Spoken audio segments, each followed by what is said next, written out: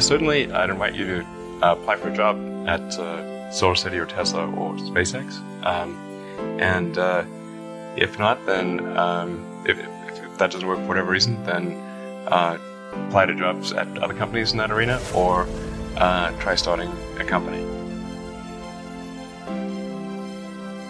If you study engineering and you figure out how to design new things, then it's relatively easy to start a company. You just need to get a few like-minded people with you.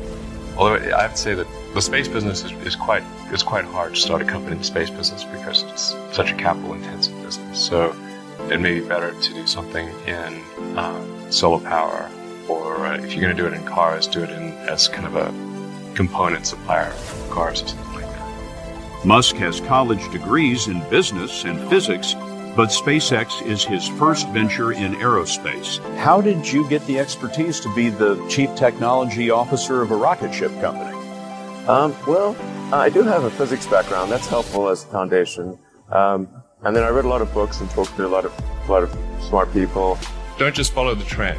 You may have heard me say that it's good to think in terms of physics approach, or first principles, which is, rather than reasoning by analogy, you boil things down to the most fundamental truths you can imagine, and you reason up from there. And this is a good way to figure out if something really makes sense, or if it's just what everybody else is doing. It's hard to think that way. You can't think that way about everything. It takes a lot of effort. But if you're trying to do something new, it's the best way to think. And that framework was developed by physicists to figure out counterintuitive things like quantum mechanics. So it's really a powerful method. And I want to know, what is the one thing that has surprised you about your life? Well, I'm surprised by the whole thing, honestly. I certainly didn't expect for any of these things to happen, honestly.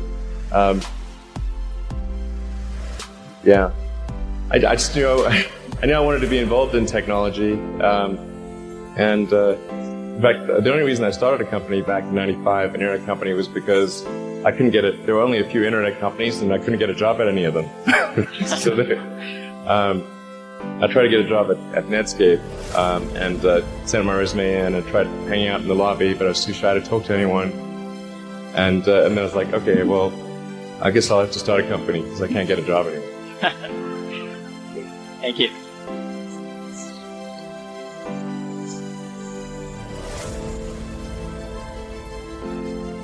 I wouldn't say I'm fearless. In fact, I think I feel fear quite strongly. But if what we're doing is, what I'm doing is, I think, is important enough, then I just override the fear. So, but it's not as though I feel like more strongly than I would like. I think also people tend to overweight risk on a personal level. It's one thing if you've got, a mortgage to pay and kids to support, and that if you were to deviate from your job, that, well, how are you going to feed your family and pay the rent? And okay, that's understandable. But let's say you're young and you're just coming out of college or coming out of high school or whatever. What do you risk?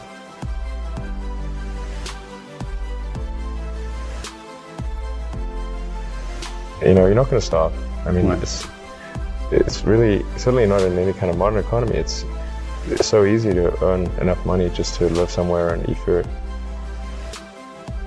I don't know what are they afraid of? They're mostly afraid of failure, I think.